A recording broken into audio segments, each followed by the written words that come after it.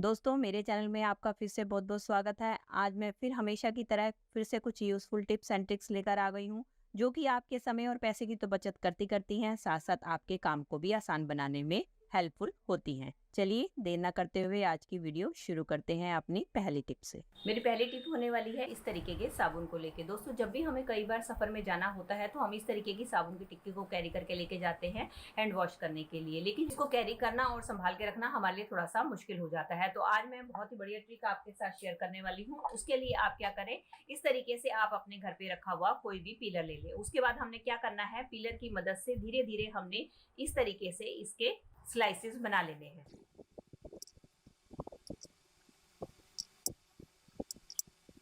और आप अभी इन स्लाइसेस को अपनी किसी भी डिब्बी में डालकर आप अपने साथ सफर में ले जा सकते हैं। जब भी आपको जरूरत हो इसमें से एक आप अपना पीस निकालिए और इससे आराम से अपना हैंड वॉश कर लीजिए। अब आपको इतने बड़े साबुन को कैरी करके ले जाने की जरूरत नहीं पड़ेगी और गीला होने के बाद इसको संभाल कर रखने की भी आपको जरूरत नहीं पड़ेगी।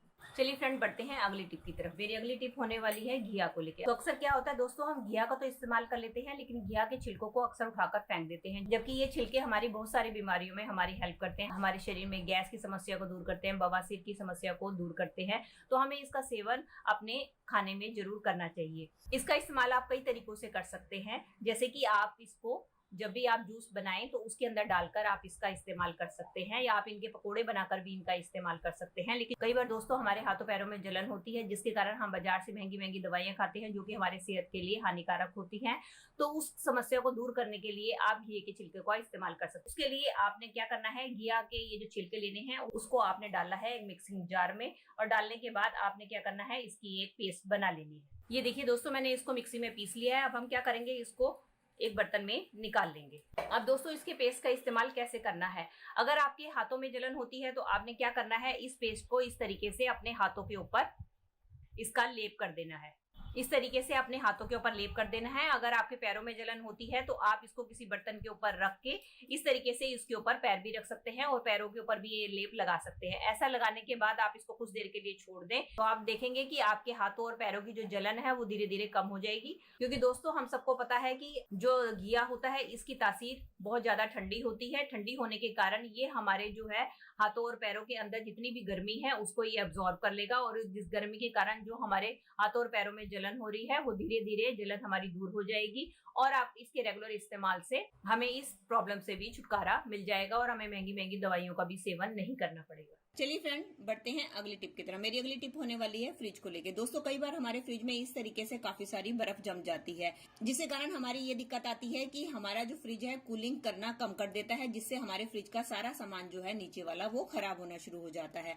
तो हमें जो है इसको डिफ्रॉस्ट करते रहना चाहिए, लेकिन डिफ्रॉस्ट करने से क्या होता है, इसका डिफ्रॉस्टिंग का टाइम जो है काफी लंबा होता है, जिसके कारण हमारे फ्रिज का टेम्परेचर काफी बढ़ जाता है। और जब हमारी फ्रिज द्वारा से ऑन होती है तो हमारे कंप्रेसर के ऊपर काफी लोड पड़ता है उसको फ्रिज को द्वारा से कूलिंग करने के लिए। तो हमें अपने फ्रीजर की ये जो बर्फ है इसको जल्दी से जल्दी पिघलाने की कोशिश करनी चाहिए, ताकि हमारे कंप्रेसर के ऊपर ज्यादा लोड ना पड़े और हमारा फ्रिज जल्दी से कूलिंग करना स्टार्ट कर दे। तो उसके लिए मैं एक बहुत ही बढ़िया टिप लेकर आई हूँ कि आपने क्या करना है। उसके लिए आप गैस के ऊपर एक किसी भी पतीले में पानी गर्म कर ले, और उसके बाद आपने क्या करना है, अपने फ्रीजर के अंदर आपने इस तरीके से एक स्टैंड रख देना है, और उसके बाद आपने जो अपना पानी गर्म किया हुआ है वो पानी हम इसके अंदर पतीला जो है रख देंगे और इसका डोर बंद कर देंगे। ऐसा करने से क्या होगा, जो पतीले में जो स्टीम निकलेगी वो आपकी स्टीम जो है सारे आपके फ्रीजर में फैल जाएगी, और धीरे धीरे जो है उस स्टीम से आपकी बर्फ जो है पिघलनी शुरू हो जाएगी और ये सारी बर्फ पिघल कर बाहर आ जाएगी, जिससे क्या होगा, आपके फ्रिज को काफी लंबे टाइम तक ऑफ नहीं रहना पड़ेगा और वो जल्दी से ऑन हो जाएगा, जिससे कि आपके कंप्रेसर के ऊपर भी लोड कम पड़ेगा और आपका फ्रिज बहुत जल्दी ऑन हो जाएगा। ये देखिए इससे बर्फ ने अपना सरफेस छोड़ना शुरू कर दिया है और आप इसको अपने हाथ की मदद से बड़े आसानी से इस तरीके से निकाल सकते हैं। इस तरीके से आप अपने फ्रिज में से चारों तरफ से अपने हाथ से बर्फ निकालकर फेंक सकते हैं और आपका फ्रिज फिर से डिफ्रॉस्ट से हटके ऑन हो जाएगा। दोस्तों हम अपने कैसरोल में अलग अलग तरीके की सब्जी या दाल वगैरह को स्टोर करके रखते हैं, जिसके कारण सब्जी में हमारा लहसुन प्याज का इस्तेमाल करने के कारण उसकी जो स्मेल है हमारे कैसरोल में आ जाती है, और जब हम इसके अंदर रोटी रखते हैं तो उसमें रोटी में वो स्मेल आ जाती है। तो उस स्मेल को दूर करने के लिए मैं आपके साथ दो ट्रिक शेयर करने वाली हूँ। पहली ट्रिक में तो आपने क्या करना है, आपने लेना है अखबार का कोई भी टुकड़ा और उसको इस तरीके से आपने रोल बना लेना है। और उसके बाद आपने लेनी है कोई भी कटोरी में पानी और इसके अंदर अपनी जो ये आपने न्यूज़पेपर ली है उसको गीला कर देना है। और उसके बाद आपने अपने कैसरोल में डालकर अपने कैसरोल को ओवरनाइट के लिए बंद करके छोड़ देना है। और नेक्स्ट टाइम जब आप इसको खोलेंगे तब आप देखेंगे इसके अंदर से जो स्मेल है वो पूरी तरीके से गायब हो चुकी होगी। ये तो रहा दोस्तों एक मेथड। अब मैं आपके साथ दूसरा मेथड शेयर करने वाली हूँ कि आप इसकी स्मेल को कैसे दूर कर सकते हैं। उसके लिए आप ले लें माचिस और उसके बाद आपने क्या करना है, माचिस की तीली को जला लेना है आपने और जलाकर आपने इस कैसरोल में इस तरीके से डाल देना है और इसके ढक्कन को अच्छी तरीके से बंद कर देना है। और इसके बाद कुछ घंटे के बाद अब आप खोलकर देखेंगे तो आप देखेंगे कि इसके अंदर की जो सारी स्मेल है वो जो ये हमारी माचिस की तीली का जो धुआं है उससे दूर हो जाएगी और हमारे कैसरोल में किसी भी तरीके की कोई भी स्मेल नहीं आएगी। चलिए फ्रेंड, मेरी अगली टिप होने वाली है दूध को लेके। दोस्तों, जब भी हम दूध को गर्म कर लेते हैं और उसको ठंडा होने के लिए जब हम घर के बाहर रखते हैं तो हमें हमेशा इस बात का डर बना रहता है कि इसके ऊपर चूहा या बिल्ली आकर इसको मुंह मारकर इसको जूठा ना कर दे। तो उसके लिए मैं बहुत बढ़िया ट्रिक बताने वाली हूँ कि जिससे कि आपका दूध भी ठंडा हो जाएगा और साथ में आपका चूहा बिल्ली भी इसको मुंह नहीं मारेगा। उसके लिए आपने क्या करना है, उसके लिए लेने हैं आपने रखे हुए 2 क्लचर। आपने क्या करना है, इसकी प्लेट के ऊपर अच्छी तरीके से आप इस तरीके से क्लचर को लगा दें। तो क्लचर लगाने से क्या होगा, आपका जो ढक्कन है बिल्कुल अच्छी तरीके से फिक्स हो जाएगा। इस तरीके से चूहा बिल्ली कोई भी आपके दूध को जूठा नहीं कर पाए। दोस्तों, सिलाई का काम तो हम सब लेडीज करती हैं, लेकिन सिलाई का काम करने के लिए हमें जरूरत होती है सुई और धागे की। लेकिन दोस्तों, कई लोगों की जो है आईसाइट काफी वीक होती है जिसके कारण वो सुई में धागा नहीं डाल पाती, चाहे वो हाथ की सुई हो या मशीन की सुई। तो आज मैं आपके लिए बहुत ही आसान ट्रिक लेकर आई हूँ जिसकी मदद से आप चाहे मशीन की सुई हो चाहे हाथ की सुई, उसमें धागा डालना आपके लिए बहुत आसान हो जाएगा। उसके लिए आपने क्या करना है, उसके लिए आपने लेना है इस तरीके का फूल झाड़ू। आपने क्या करना है, फूल झाड़ू लेना है क्योंकि फूल झाड़ू की तार जो होती है काफी पतली होती है। इसमें से इसका एक जो है तार आपने इस तरीके से तोड़ लेना है। इसकी मदद से अब हम बनाने वाले हैं एक टूल जिससे कि आप बड़ी आसानी से सुई में धागा डाल पाएंगे। ये देखिए, ये मैंने जो है इसका छोटा सा एक तार जो है मैंने देख सकते हैं, ये छोटा सा एक तार जो है मैंने तोड़ लिया है। अब इस टूल को बनाने के लिए जरूरत होगी हमें स्पून की। आप स्पून या फॉर्क कोई भी ले सकते हैं। तो चलिए, मैंने एक स्पून ले लिया है। अब हम इस टूल की तैयारी करते हैं। अब हम इस टूल को बनाना शुरू करते हैं। अब हमें क्या करना है, ये जो हमें लिया है धागा, इसको हम इस तरीके से मोड़ लेंगे। ये देखिए, जैसे कि मैंने मोड़ रखा है, इस तरीके से हम इसको मोड़ लेंगे। और अब हमें इस टूल को, अब ये जो हमने धागा मोड़ा है इसको हमें इस तरीके से अपने स्पून के ऊपर चिपका देना है। इसके लिए आप ले लें कोई भी टेप। ये देखिए, मैंने टेप ले ली है। अब हम क्या करेंगे, ये जो हमने झाड़ू की छोटी सी तार तोड़ी है इसको हम अपने इस तरीके से टूल के ऊपर चिपका देंगे, चाहे आपका कांटा हो या स्पून। ये मैंने इसको इसके ऊपर चिपका दिया है। अब ये हमारा एक टूल बनकर तैयार हो गया है जो कि मार्केट में मिलता है। आपने देखा होगा मार्केट में नीडल थ्रेडर के नाम से एक टूल मिलता है जो कि हमारे सुई में धागा डालने के काम में आता है। अब इसकी मदद से सुई में कैसे धागा डालना है, चलिए मैं दोस्तों आपको दिखाती हूँ। इसके लिए हम क्या करेंगे, पहले सुई लेंगे, चाहे आप मशीन की सुई हो चाहे आपकी हाथ की सुई हो। मैं आपको हाथ की सुई में डालकर दिखा रही हूँ। अब हमें क्या करना है, अब हमें इसको अच्छी तरीके से पहले ये जो सुई है, सुई के अंदर अब हम इसको डाल देंगे, तरीके से डाल देंगे।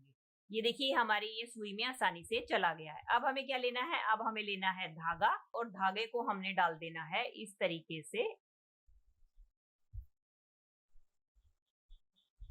जो हमने अपना टूल बनाया था उस तरीके से हमने डाल दिया है। अब हमें क्या करना है, अब हमें जो सुई डाली थी हमने इसको इस तरीके से बाहर निकालना है। ये देखिए, जैसे ही हम सुई को बाहर निकालेंगे तो हमारा धागा जो है सीधा हमारे सुई में डल जाएगा। अब आप देख सकते हैं कितनी आसानी से मैंने अपने सुई में धागा डाल लिया है। इसके लिए मुझे कुछ भी करना नहीं पड़ा है, ना ही हमें कोई पैसे खर्च करने पड़े हैं और ना ही हमें कोई मेहनत करनी पड़ी है। और हमारे घर में बने हुए टूल से हमने आसानी से अपने सुई में धागा डाल लिया है। इस तरीके से अगर आपकी भी आईसाइट वीक है तो आप अपनी चम्मच की मदद से आसानी से सुई में धागा डाल सकते हैं। चलिए फ्रेंड, बढ़ते हैं अगली टिप की तरफ। मेरी अगली टिप होने वाली है पर्दों को लेके। दोस्तों, नॉर्मली हम अपने घर पे पर्दे लगाते हैं, वो इस तरीके से लगाते हैं।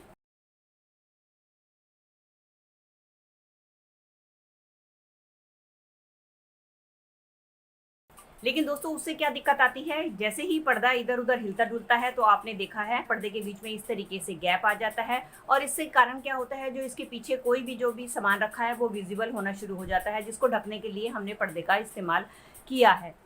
तो आज मैं आपके साथ सही तरीका बताने वाली हूँ कि जिस तरीके से आप पर्दे को लगाएंगे तो आप जितना भी पर्दे को हिलाएंगे डुलाएंगे, जो आपके पर्दे के बीच में इस तरीके से जो गैप आता है वो बिल्कुल भी नहीं आएगा, जिसके कारण आपका पीछे रखा हुआ सामान बिल्कुल भी विजिबल नहीं होगा। उसके लिए आपने क्या करना है, उसके लिए आपने पहले इस तरीके से सारे पर्दों को एक के ऊपर एक रख देना है, और इसके बाद जो दोनों पर्दों के जो एंड्स है, इस एंड के ऊपर आपने इस तरीके से, इस एंड के ऊपर आपने दूसरे एंड को इस तरीके से रख देना है, और इसके बाद आप पर्दा लगाएं। ये देखिए, मैं अब आपको पर्दा लगाकर भी दिखाती हूँ।